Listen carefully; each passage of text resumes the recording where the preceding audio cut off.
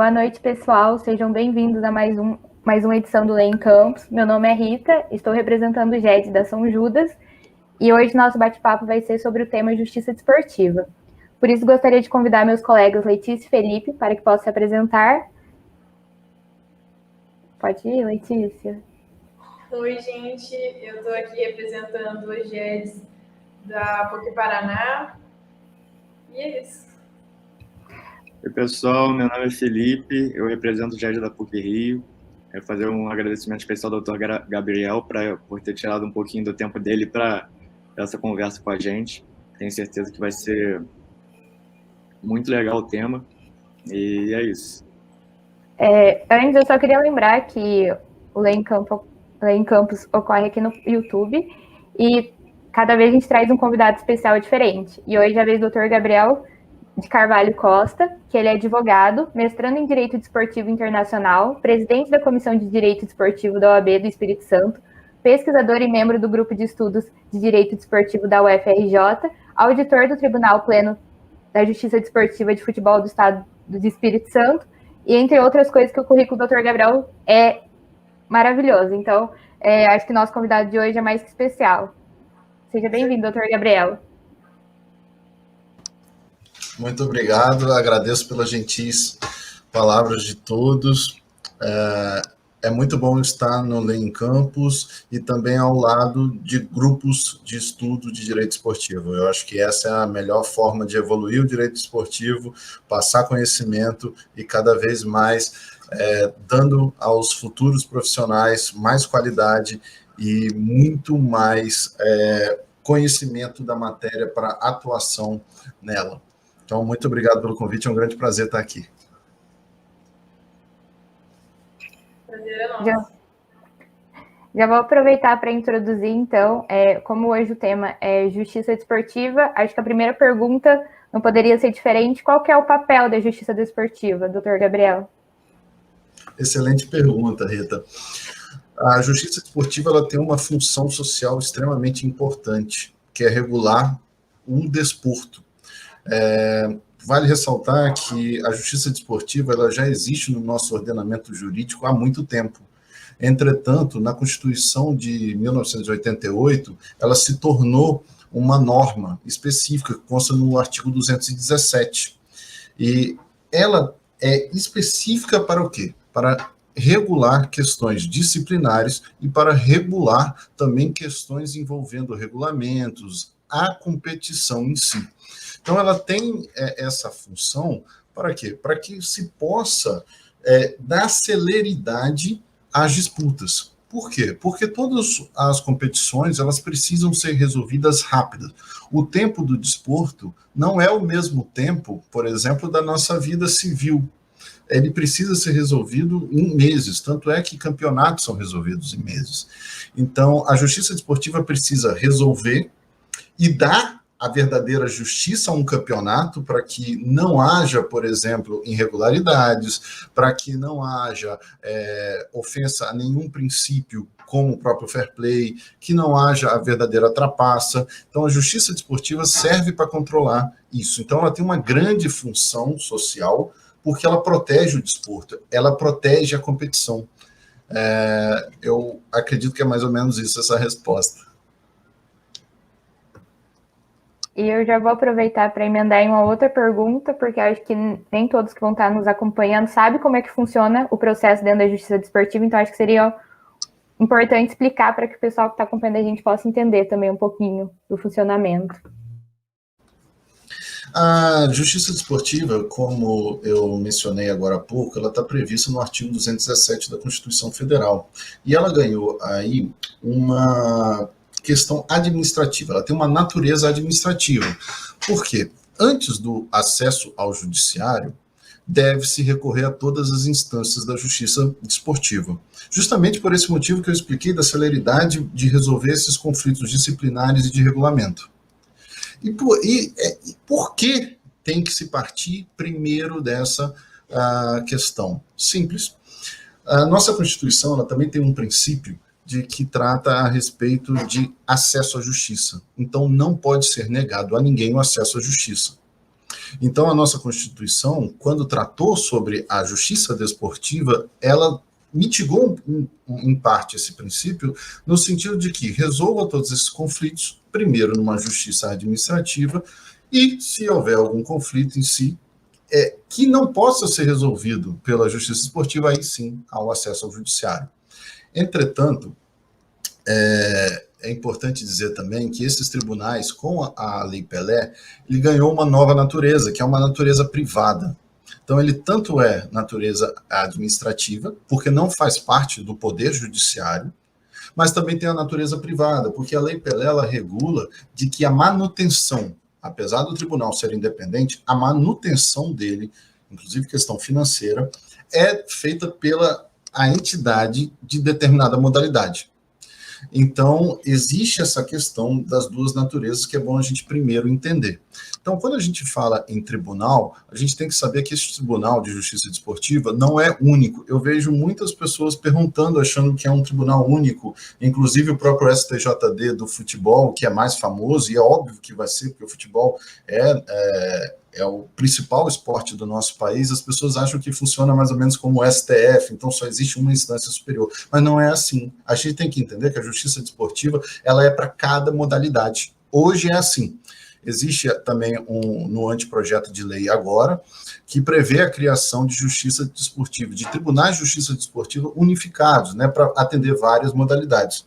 Mas, em via de regra, pela Lei Pelé, isso só é possível caso seja numa única modalidade. Então, na modalidade do futebol, por exemplo, vou utilizar esse, nós temos as comissões disciplinares, que são compostas por 5 auditores. Nós temos o pleno do tribunal, que é formado por 9 auditores. E esses 9 auditores, eles são indicados pelos atletas, pelas entidades que representam os árbitros, a indicação, 2 indicações da Ordem dos Advogados do Brasil, então é importante que se tenha.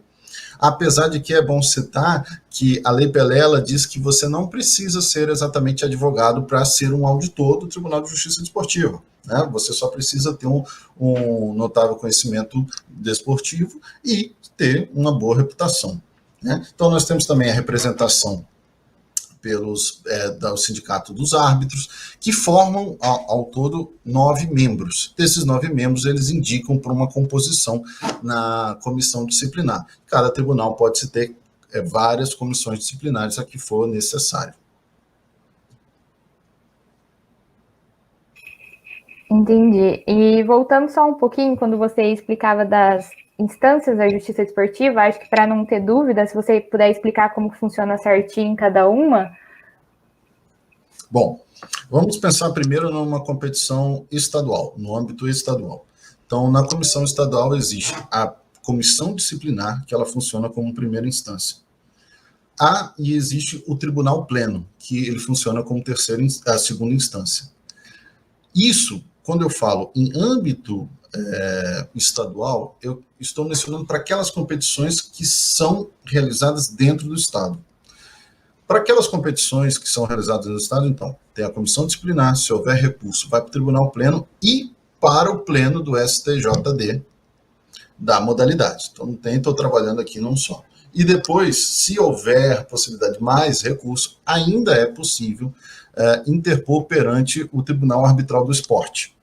Mas são raríssimos os casos e é algo muito caro.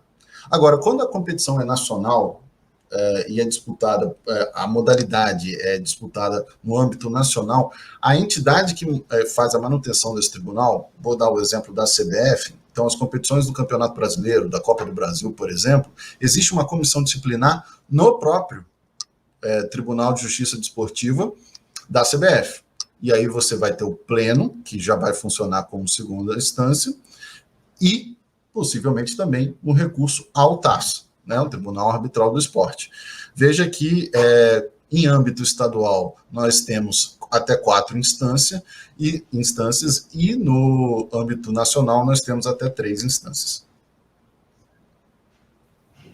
Entendi. Muito obrigada, doutor. Letícia, se você quiser. E como que ocorre essa produção de provas na justiça desportiva? Bom, primeiramente, funciona com a entrega da denúncia pela Procuradoria. Geralmente, a denúncia ela é baseada na súmula, tá? A súmula do jogo. Inclusive, a súmula do jogo, pelo Código Brasileiro de Justiça Desportiva, ela tem presunção de veracidade dos fatos ali narrados. Apenas presunção, porque permite à outra parte o ônus de provar o contrário. Então, aquela súmula do jogo, ela já pode, por exemplo, se basear como um meio de denúncia. Ao fazer essa denúncia, a maioria das vezes a Procuradoria, ela se baseia como fundamento de verdade somente a súmula. Entretanto, nós verificamos várias vezes na questão da produção da prova que nós temos vários meios. Muito parecido, inclusive, na justiça comum. Nós temos produção de vídeo, nós temos depoimento pessoal, nós temos prova audiovisual, pericial. Então, nós temos várias provas que devem ser produzidas na primeira instância, na comissão disciplinar. Geralmente, não é muito bem isso que a gente verifica. Então, entregam um vídeo, às vezes não fazem, por exemplo, uma defesa escrita, fazem oral. Lembrando que é possível fazer a defesa oral, veja, porque até pela celeridade, então é dado um prestígio à oralidade para se fazer a defesa, né? Então, são essas as provas que são capazes de tirar essa presunção de veracidade da súmula. Nem sempre é possível, mas aí vai depender da parte poder ir produzindo essas provas. Então, existe um rol amplo de provas para que se possa impugnar os fatos da Procuradoria. Sim. E quanto à sessão de julgamento? Ela é parecida com a do processo civil, procedimento como civil? Ela se assemelha mais ou menos a um julgamento de tribunais superiores, né? É sempre em colegiado. Então, a partir que foi dada a denúncia foi aceita, é sorteado um relator, tá? Lembrando que não são juízes na justiça desportiva, tá? A gente chama de auditor. Auditor porque ele audita a infração, igual o auditor, por exemplo, da Receita Federal, mais ou menos na mesma ideia. Como existe uma infração, ele está ali para verificar. Então, ele audita aquele caso, por isso ele é chamado de auditor. E no pleno, é auditor do tribunal pleno. Então, isso é bom a gente deixar bem claro. Então, é sempre em colegiado, é sorteado um relator, ele vai elaborar um parecer daquele processo, após receber a denúncia e após todas a oitiva de prova, a produção de prova, a defesa, o que é bem importante, né? O princípio da ampla defesa do contraditório é extremamente respeitado na justiça desportiva. Veja, é bom citar aqui uma coisa que eu gosto muito de trabalhar na justiça desportiva, é o respeito aos princípios. Os princípios, basicamente todos aqueles que são utilizados na justiça comum, civil, criminal, somado agora à questão do pró-competição, que é sempre beneficiando a competição, e do fair play, que isso não tem na nossa legislação civil e é aplicada ao desporto, são princípios importantíssimos nas aplicações, mas só voltando aqui para não fugir. Então, é sorteado esse relator, ele faz a leitura do relatório, então ele lê o relatório, passa a palavra para o advogado ou a própria parte. É muito comum a gente ver a própria parte fazendo a sua defesa, né, fazendo isso postulante dele. É uma coisa que eu não defendo, nunca defendi. Eu tenho uma história em tribunal, hoje eu estou como auditor do Tribunal Pleno, mas eu já fui defensor dativo, eu já fui auditor da Comissão Disciplinar, agora eu estou no Pleno do Tribunal de Justiça Desportiva do Espírito Santo, eu só não estive na Procuradoria, mas fora isso eu tenho um histórico no tribunal, então eu já vi muita coisa, né, por vários anos. Então, a parte, às vezes, quando vai se defender sozinha, ela não tem experiência para isso. Então, ela comete vários equívocos normais da vida. Às vezes, a simplicidade ao falar, às vezes nem foi aquele caso direito, ao falar, ela explica de forma errada. E aí, quando um auditor tem um conhecimento jurídico e precisa aplicar aquilo ao caso, porque é importante a gente dizer aqui, é que a denúncia não tem que ser baseada no artigo. A parte se defende de fatos. É por isso que é muito comum a gente ver no julgamento desclassificado, artigo desclassificado.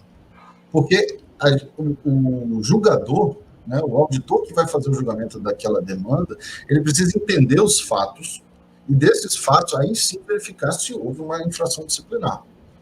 Então, após ele dar o seu voto, o relator, e aí ouvido os demais. né? E aí você tem aí uma questão de que, se houver, por exemplo, um empate, é benéfico ao réu, é muito semelhante ao princípio pró-réu. Funciona semelhantemente na instância superior, no tribunal pleno. A única diferença é que só vai haver produção de prova se o relator entender a sua necessidade, for uma prova nova. Então, vai entrar com recurso.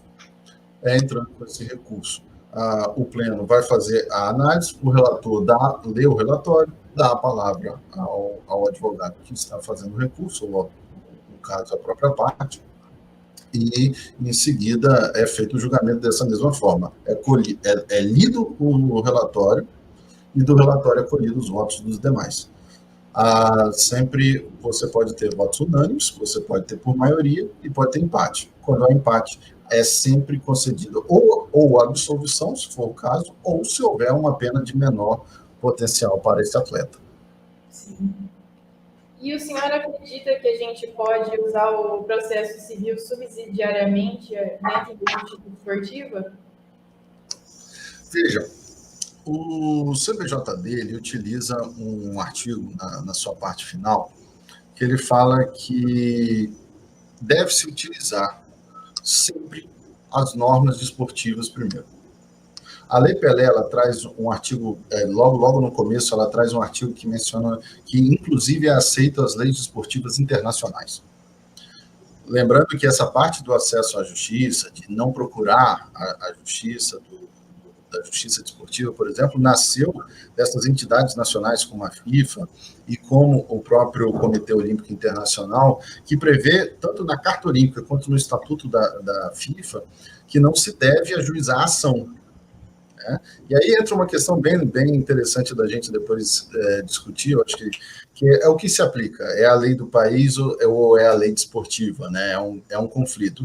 O que a gente pode dizer aqui é que os clubes hoje eles estão optando por aceitar a lei desportiva, eles abrem mão dessa questão e respeitam muito a própria justiça desportiva.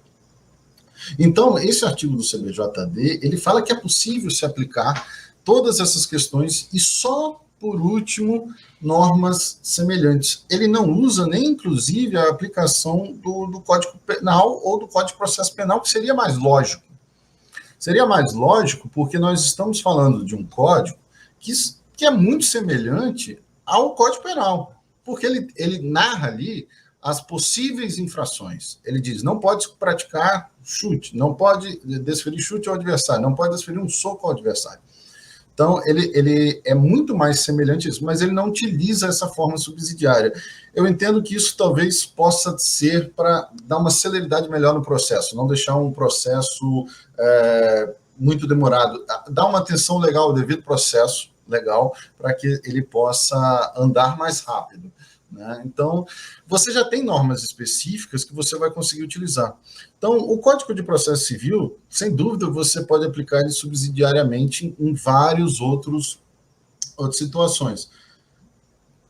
Eu acredito que pode ser utilizado, mas hoje, pelos elementos que nós temos, tanto com o CBJD, tanto com a Lei Pelé e as demais leis, nós estamos bem assegurados com relação a isso. E a gente tem que lembrar sempre de uma grande questão aqui importante, é que se nós temos regramentos próprios desportivos e baseados naquela questão da celeridade, então a gente precisa da celeridade nos conflitos, tanto é que os nossos prazos são sempre prazos curtos, o prazo maior que nós temos aqui é de 3 dias, né? Se você for comparar, por exemplo, a um recurso na Justiça Civil é de 15 dias úteis, por exemplo, na Justiça desportiva são dias corridos.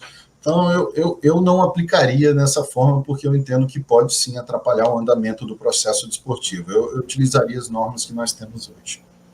Sim, foi bem esclarecedor, muito obrigada. Eu vou passar a palavra agora para o Felipe. Doutor, tudo bem? Pelo que podemos entender de forma bem simples, quando esgotados os recursos no âmbito da justiça desportiva, recorre-se à justiça comum. Aproveitando esse gancho, existem conflitos de competência entre a Justiça do Trabalho e a Justiça Desportiva nas relações existentes entre clube e jogador? Não existe.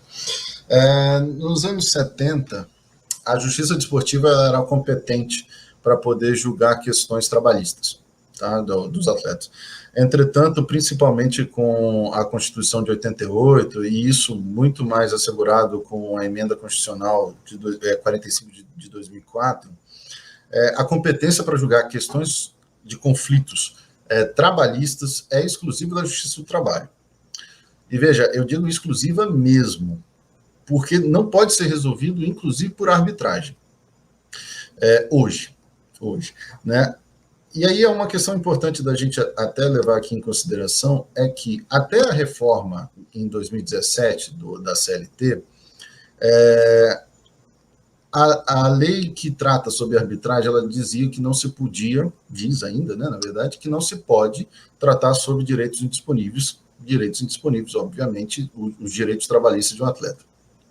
Entretanto, com a reforma de 2017, foi incluído um artigo na CLT, que agora me foge na memória, mas ele estipula que se houver previsão no contrato e houver um valor maior de salário, você pode sim incluir uma cláusula que permite a resolução daquele conflito trabalhista através de uma arbitragem, tá certo? Existem casos que foram resolvidos na Câmara Nacional de Resolução de Disputas da CBF, tá? Casos famosos, inclusive, de grandes clubes, mas esses casos, eles foram resolvidos mais como um acordo, se você for ver a viabilidade jurídica.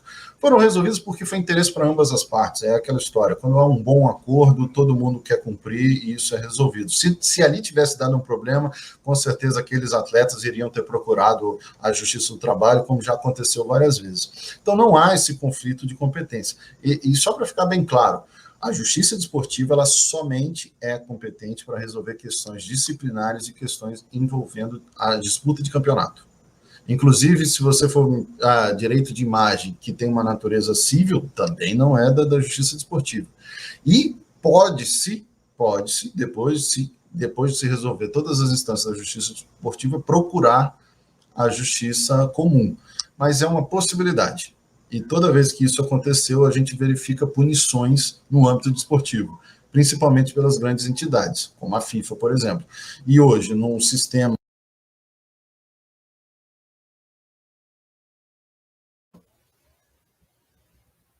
Eu acho que ele caiu, gente. Vamos esperar mais um pouquinho, acho que ele volta. Voltou. Aí, voltou. Ok. Não, foi um probleminha, acho que aqui na minha câmera aqui. Mas toda vez que há um conflito, os clubes optam em escolher as normas desportivas, porque para eles é mais benéfico. Eles participam de competições internacionais, eles podem ter melhores condições financeiras, e se eles procuram a justiça desportiva, eles vão ser punidos desportivamente. O que não há também ilegalidade nisso, porque se você está aceitando disputar o campeonato e está disputando as regras daquela entidade, que é uma organização privada, você vai ter que cumprir. Perfeito, doutor. Acho que ficou bem claro para todo mundo que está assistindo a gente aqui. E com relação a essas questões trabalhistas, nós temos algumas decisões da Justiça do Trabalho no que tange a concessão de adicional noturno aos jogadores de futebol. Eu acredito que o foco das decisões esteja baseado justamente na interpretação da Lei Pelé, sendo ela omissa ou não. Com isso, qual seria a sua opinião sobre o tema? Eu acho que nós temos sempre que analisar a característica de cada atividade profissional, certo? Então, a característica da atividade profissional dos atletas de futebol, ela é diferenciada. Não tem a menor dúvida. Na minha opinião, eu acredito que não é cabível, nessas hipóteses, como foram deferidos, eu tive acesso a esses processos, inclusive, a como foram deferidos o adicional noturno e também o descanso semanal remunerado, eu entendo que não é cabível, justamente pelas especificidades da profissão de atleta de futebol profissional. Então, você tem jogos no final de semana, é normal você ter isso, é característica, e ele tem um outro dia para descansar. É claro, eu conversando com vários colegas, inclusive de que propuseram esse tipo de causa, eles me falaram, mas na segunda-feira, depois de um jogo de domingo, às vezes esse atleta não descansa como dizem que ele descansa, porque ele tem que fazer o trabalho regenerativo. É verdade, eu acho que esse tipo de coisa precisa ser observado. precisa ser tratado e também faz parte da carreira do atleta estar pronto para participar de treinos, porque infelizmente o calendário, inclusive brasileiro, é terrível, né? Então você às vezes tem jogo de 3 em 3 dias. E existem essas questões. Eu entendo que não cabe justamente por isso. Eu não acho que a Lei Pelé é omissa nesse sentido. Eu acho que ela é bem clara nesse sentido. Ela diz que não cabe, mas a aplicação é baseada, inclusive, na aplicação subsidiária da CLT. Perfeito. Saindo um pouco desse tema, no início da nossa entrevista você mencionou brevemente como recorrer ao CAS é um procedimento custoso. E tempos atrás houveram alguns rumores sobre a criação de uma sede do CAS no Brasil. Caso essa ideia seja de fato concretizada, quais seriam os benefícios consequentes para o desporto nacional e sul-americano em geral? Bom, ter uma filial do CAS aqui é muito importante, né? Primeiro porque mostra que seria a primeira na América do Sul.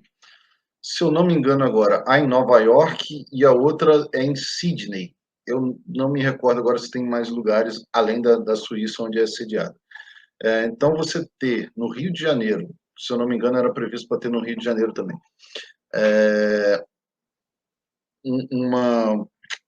eu não sei se o termo correto seria filial, mas vamos utilizar filial do caso aqui. É importante porque você teria maiores acessos, seria mais fácil, mas hoje em dia também, isso não é o que atrapalha. Por quê?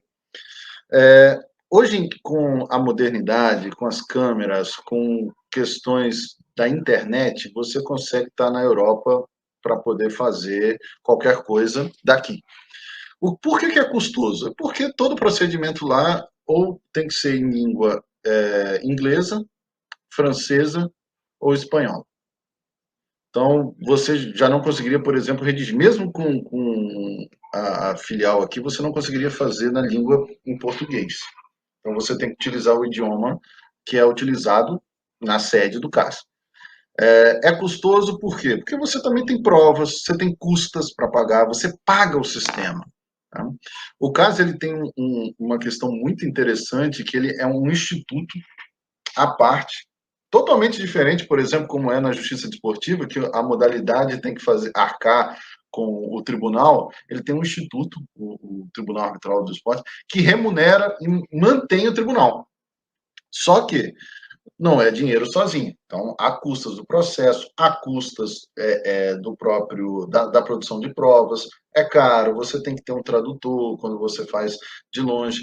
Por isso é custoso, por isso é complicado. E, às vezes, lá a solução demora um pouco. Então, pode ser que demore 6 meses, se eu não me engano, é um prazo para uma resolução de conflito.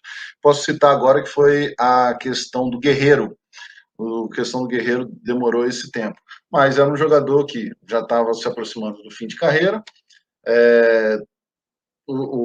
a penalidade era grande e ele tentou fazer de tudo para provar que ele não tinha utilizado a droga, né? Que, se eu não me engano, era cocaína, foi só a questão do chá e tudo mais. Mas ele fez de tudo para conseguir disputar a Copa. E lá tem um detalhe importante, né? Se você perde nas instâncias do TAS, você pode recorrer à Justiça da Suíça, porque a Justiça da Suíça ela permite e ela aceita com maior facilidade, a legislação da própria Suíça, ela aceita com maior facilidade essas questões da arbitragem e consegue resolver de forma mais rápida.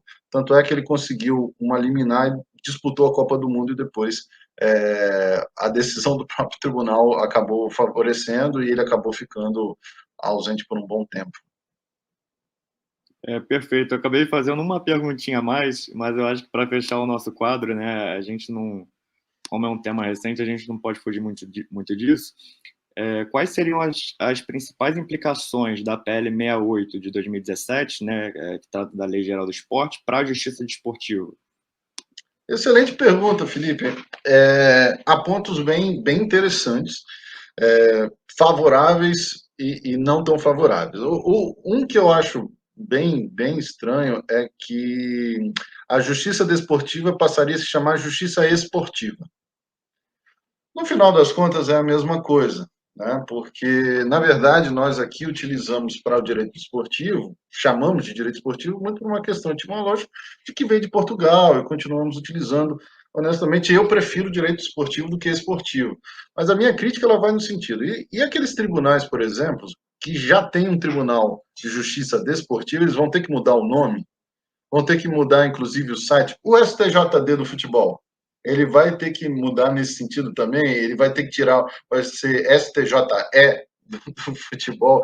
É uma coisa assim que eu acho que não precisaria ser alterada, não vai mudar em nada. Continua sendo a mesma coisa, desporto, esporte, é a mesma coisa. Então, essa é uma situação que eu acho que não precisaria passar nesse PL.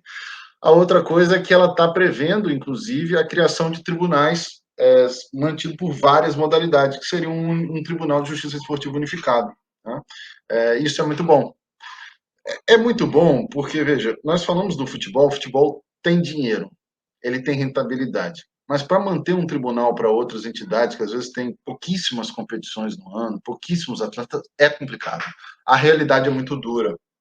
É por isso que hoje já existem em vários estados, como Florianópolis, já existia também em Brasília, aqui no Espírito Santo, os tribunais de justiça esportiva unificado, porque justamente como aquela primeira pergunta da Rita, ele tem uma função social importante.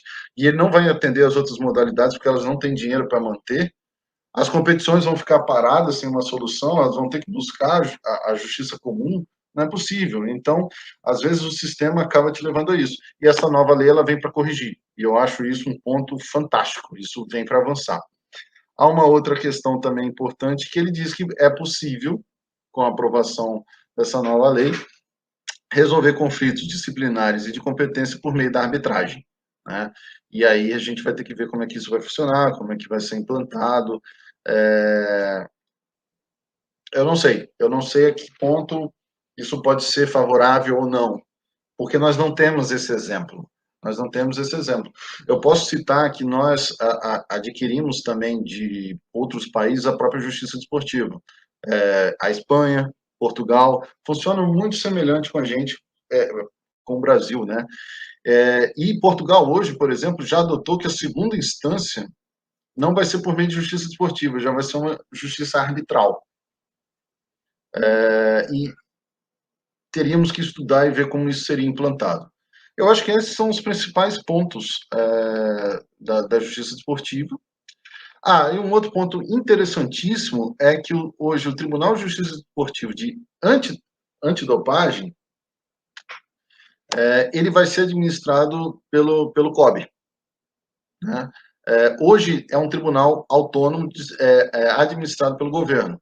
Há quem diga, inclusive, que ele é inconstitucional, porque foi uma proposição na época das Olimpíadas de 2016, tanto é que essa lei que criou o Tribunal de Justiça Desportiva Antidopagem foi criada em 2016, que fez uma cisão, tirou essa parte do doping do Tribunal de Justiça Desportiva e criou um tribunal à parte. Há quem diga que ele é inconstitucional, porque quem deveria cuidar desse tribunal é a própria Justiça Desportiva. Mas é um ponto também favorável que, querendo ou não, agora você tira do governo e passa para uma administração do Comitê Olímpico brasileiro, que é importante, e ele cuida muito do doping, isso vai ter um grande valor. Eu acho que isso é um ponto extremamente favorável dessa lei. Então, há questões que merecem ser revistas, há algumas incógnitas, há vários benefícios, e em breve nós vamos saber se isso vai funcionar ou não, até porque esse PL ele foi agora aprovado, né, na Comissão de Justiça, na Câmara dos Deputados, e em breve vai para o Senado. Perfeito, muito obrigado pelo esclarecimento, doutor. Mais uma vez, claro. Antes de finalizar, o senhor comentou um pouquinho sobre a Justiça Desportiva Antidopagem. Se você quiser comentar um pouquinho mais sobre ela, sobre as particularidades dela, para que a gente... Olha, eu acredito até que daria aqui mais uma hora de programa para a gente falar sobre o Tribunal de Justiça Desportiva Antidopagem. Em via de regra, para ser bem sincero, ele vai cuidar de casos específicos de doping, tá? Eu não atuo na Justiça Esportiva de Antidopagem, mas ela foi criada por uma determinação do COB que precisava ter maiores independências. Independência, inclusive, para que não pudesse ter aquele escândalo que aconteceu, por exemplo, na Rússia, né? A qual existe esse documentário na própria Netflix, que eu aconselho muito a assistir. É um documentário muito, muito interessante em ver todas as consequências. E hoje a gente está vendo uma guerra lá, né? Então a gente pode entender mais ou menos que é aquela grande questão de utilizar os seus atletas como uma forma de vencer competições e mostrar a ponência física, né, que você tem do seu país. Muito utilizado, inclusive, na época da Guerra Fria, tanto pela União Soviética, tanto pela Alemanha, tanto pelos Estados Unidos, né? Foi utilizado porque nós vimos uma série de eventos ocorrendo na Rússia, desde Fórmula 1, a Copa do Mundo e dentre outros eventos. E as próprias Olimpíadas de Inverno. Então, esse tribunal ele serve para coibir isso. Então, existe toda uma prática de coleta, aí dessa coleta vai para um laboratório, que nós temos um laboratório hoje credenciado pela UADA, que é no Rio de Janeiro, que é muito importante, isso demonstra que o Brasil está nessa vanguarda. Depois é encaminhado, se houver uma questão na primeira, porque são feitas duas. Vou tentar aqui resumir rapidamente, pelo menos para não ficar sem resposta. Você faz duas coletas, tá? Uma você vai fazer análise e a segunda é para fim de contraprova. Então, se aparecer alguma substância irregular na primeira, você utiliza a contraprova para fazer aquela análise. Se houver a constatação dessa substância, é encaminhado para o tribunal, para a própria procuradoria. A procuradoria vai fazer a denúncia, muito semelhante ao que acontece ao Tribunal de Justiça Desportiva, tá? Muito semelhante. É feita essa denúncia, e aí vai haver toda aquela investigação, prova médica, perícia. É um tribunal muito custoso, viu? A análise de prova é cara, a atuação é cara, tá? E existe uma crítica que todos fazem, duas críticas, essa que eu já mencionei com relação a considerar ele inconstitucional, porque deveria estar, sim, na justiça desportiva, mantido pela modalidade daquela competição, mas que, ao contrário da justiça desportiva, que faz a previsão legal da indicação de 2 membros pela Ordem dos Advogados do Brasil, o Tribunal de Justiça Esportiva Antidopagem não fez, né? Ela excluiu a advocacia, o que eu acho muito temerário. Deveria-se ter essa questão, até porque entenda, não faço esse comentário de forma corporativa. É importante frisar isso. Esse comentário é no sentido de que você vai ter ali também uma representação importante da mesma forma que já acontece na justiça desportiva, sem uma exclusão. E a Ordem dos Advogados do Brasil, ela é tão importante que foi dado a ela esse benefício em várias oportunidades, o direito de indicação de membros, porque esses membros têm a qualidade de fazer a verificação do processo, de estarem cientes, todos aqueles requisitos que preencham um advogado. Por quê? Porque, em via de regra, você não precisa ser advogado, foi aquilo que eu comentei, você só precisa ter um notório saber jurídico e reputação ilibada. Pelo menos se garante que a indicação da OAB você vai ter 2 advogados. E não acreditem que só tem advogados na justiça desportiva espalhado pelo Brasil em várias modalidades. Você pode sim encontrar várias pessoas com excelente intenção, que conhecem da modalidade, mas que também não têm aquele conhecimento jurídico. E isso pode prejudicar, inclusive, na aplicação das regras desportivas e impactar, inclusive, nas decisões e num campeonato em si. Imagina o efeito disso. Gostaria de agradecer ao doutor pela resposta da pergunta. É igual o senhor comentou, acho que se a gente fosse ficar comentando ponto por ponto, a gente ia ficar aqui por dias. Mas só para encerrar, se tiver algum caso prático, ou até mesmo que o senhor queira compartilhar como é que foi sua atuação antes de ser auditor na Justiça Desportiva, para a gente encerrar com chave de ouro. Olha, A gente encontra vários casos práticos, um com relação a esse de um campeonato que não termina nunca, por exemplo, a gente pode citar o famoso Flamengo Sport Copa União de 87, né? Foi discutido na justiça por anos, depois de um tempo a CBF emitiu um parecer dizendo que o Flamengo também era campeão de 1987, aí nessa mesma época o Sport questionou novamente na justiça, não foi nem na justiça desportiva, e aí eles ficaram anos sem você saber quem é o verdadeiro campeão, no final das contas foi declarado que foi o Sport, juridicamente, mas imagina você esperar desde 1987 até hoje para decidir quem é campeão de um campeonato. Olha que absurdo. Então, todas essas normas, elas têm, sim, uma finalidade. E até pegando um pouco aqui o que o Felipe, da pergunta do Felipe, é que a FIFA, por exemplo, ela não veda que você entre na justiça para resolver conflitos trabalhistas. Ela veda que você vai discutir questões de regulamento e disciplina da competição. É isso que ela veda. Porque ela se preocupa com isso, ela se preocupa com o campeonato dela. Ela não pode ter um campeonato que ela vai organizar que daqui a alguns anos ela não sabe quem é o campeão, ela não sabe quem é o classificado. Você imagina, e isso vira uma bola de neve, justamente pela celeridade das coisas, né? A gente vê que o mundo desportivo é muito mais rápido. E nós verificamos sempre vários casos. Vou citar um que eu tive aqui no Espírito Santo, em plena pandemia, no retorno dos jogos, com todos os protocolos necessários. Nós tivemos um atleta, por exemplo, que no meio de uma partida cuspiu no outro. Ou seja, é um ato que, além de ser um ato que é reprovável no mundo do desporto, no mundo privado, esse atleta fez isso num momento de pandemia, olha que absurdo. Então, ele recebeu uma condenação por isso. Nós temos aqui o caso, agora, por exemplo, um recente do Gabigol que xingou o árbitro e foi expulso, e aí vai se verificar nesses casos a quantidade de pena, e se houver aí também uma questão envolvendo se vai impactar também no campeonato. Porque, veja, eu sempre digo uma coisa, o Tribunal de Justiça Desportiva ele não é nunca o ator principal. Ele é coadjuvante. Ele serve para regular, para não deixar que atos absurdos, atos irregulares aconteçam. Ele protege a competição. Mas ele não é autor. Ele é um mero coadjuvante.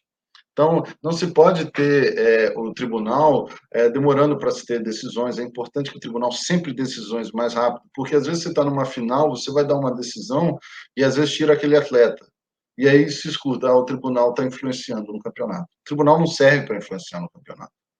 O tribunal serve para regular não encontrei o campeonato. Isso na biblioteca ele é muito importante, extremamente importante. Então, isso eu indico a todos, por exemplo, que procurem os tribunais, né? Eu comecei atuando no tribunal. Eu era estagiário, inscrito na Ordem dos Advogados do Brasil, eu tinha minha carteira de estagiário, e o CBJD, ele fala que você, se houver uma tutela de um profissional, você já pode começar a fazer a defesa, principais atos. E eu comecei a fazer sustentações lá, entender mais aquilo. Eu tinha um pouco mais de tempo livre, conseguia procurar mais coisas, ajudava vários advogados e ele me trazia experiência e havia uma troca. Então, eu comecei muito cedo na justiça desportiva por isso. E me ajudou em outros lados, porque eu também atuo na justiça do trabalho, eu também atuo na justiça civil. Então, quando eu fui fazer, por exemplo, uma primeira sustentação perante desembargadores na justiça civil, foi tranquilo, porque eu já fazia isso antes, né? E depois de um tempo, eu advoguei muito, muito para clube.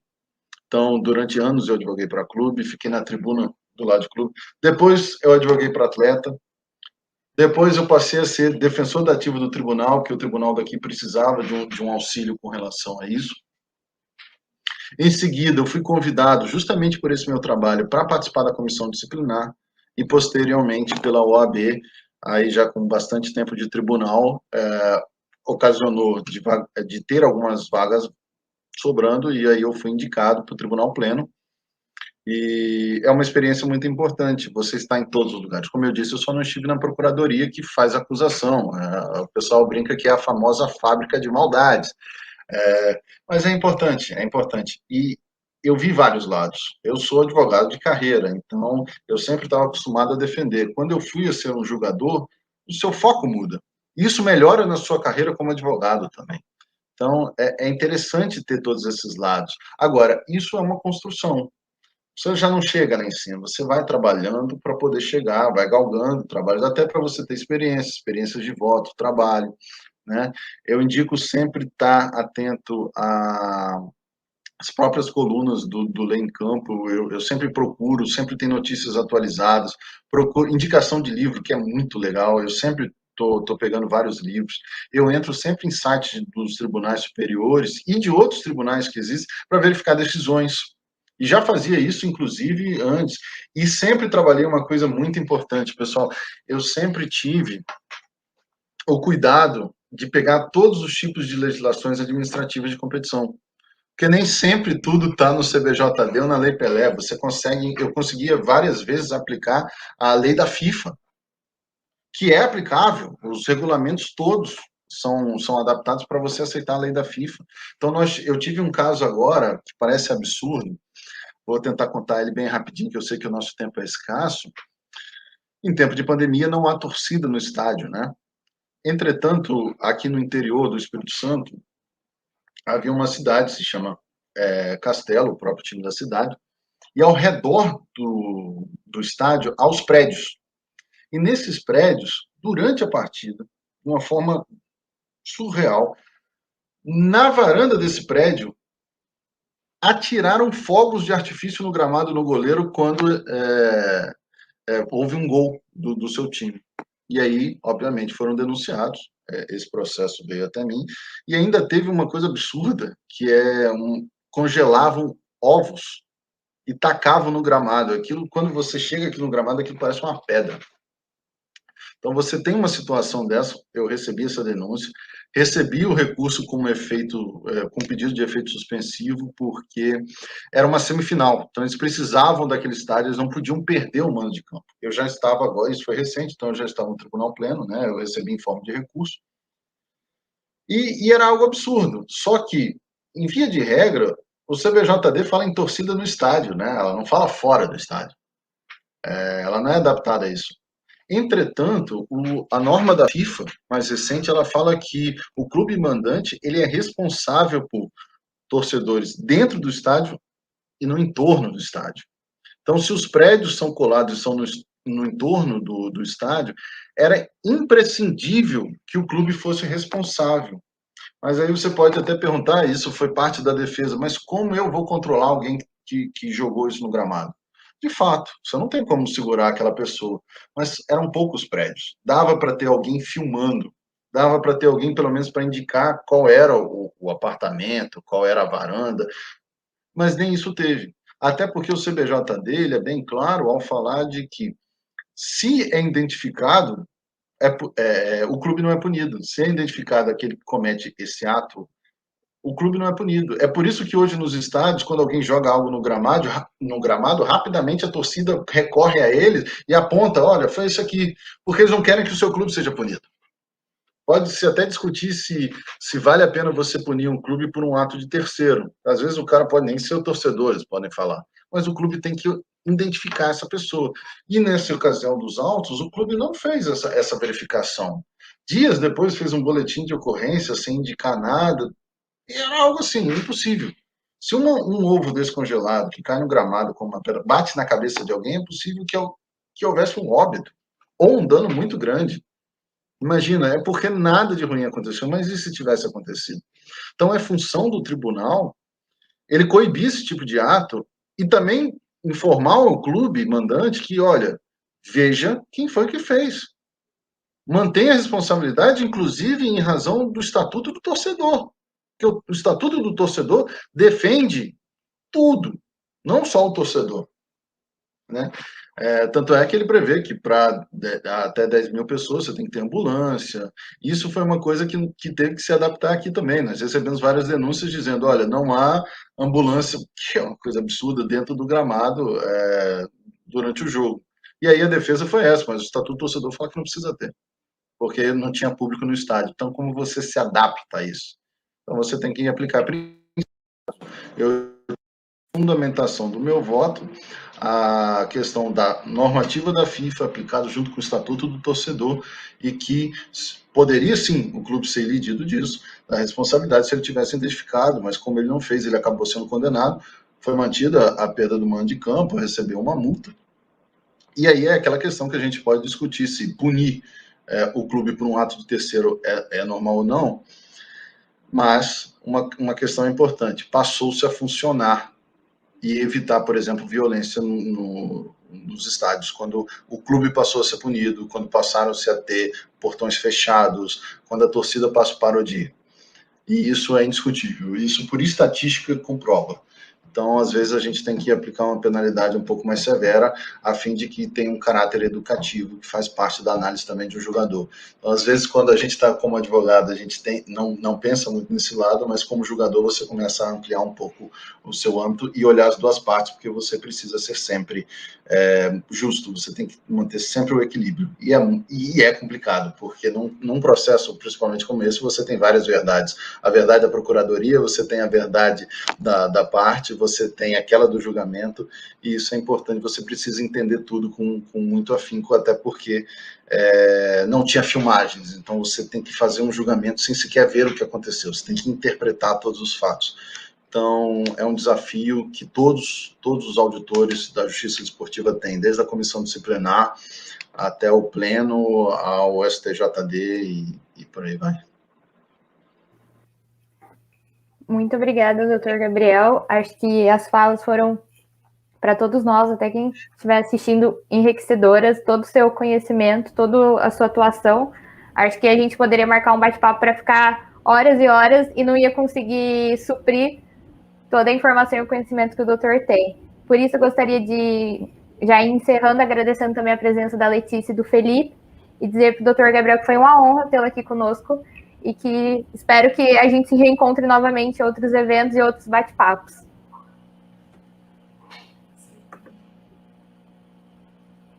Será um grande prazer, eu fiquei muito honrado com o convite, é sempre bom estar aqui, é sempre bom estar com vocês, que são realmente o futuro da Justiça Desportiva. É muito bom estar com jovens que querem entrar no direito desportivo. Eu sou um apaixonado pela matéria, do começo ao fim, e estar aqui com vocês só me passa mais esse desejo. Se eu puder contribuir de alguma forma, eu vou fazer. Pode me convidar para quantos bate-papos forem, estarei presente sempre que possível, com o maior prazer, e aprendendo com vocês, porque são nesses debates que é importante. A gente nunca sabe tudo, a gente tem que sempre abrir, entender, ver opiniões diversas, estudar. Os debates servem para a gente crescer. Então, eu quero muito agradecer e parabéns pela iniciativa de vocês, que assumem um compromisso como esse, buscam sempre a questão do esclarecimento, de passar fatos importantes, fatos que nem sempre são tão fáceis de encontrar na mídia, mas graças a vocês estão levando isso a todos os públicos, facilitando maior acesso ao direito desportivo. Então, parabéns a vocês, eu só tenho realmente a agradecer e obrigado pela gentileza e pelo cordial trato que vocês sempre têm comigo. A gente que agradece, doutor. Reiterando mais uma vez os agradecimentos, eu acho que, como a Rita falou, foi extremamente enriquecedor, foi muito didático, não só para a gente que busca estudar sobre direito esportivo, mas eu acho que para quem não tem conhecimento também sobre a matéria, mas tem interesse, foi ótimo a nossa conversa. Eu acho que agregou um pouco mais para o conhecimento de cada um. Muito obrigado. Com certeza. Muito obrigada, doutor. Obrigado a vocês.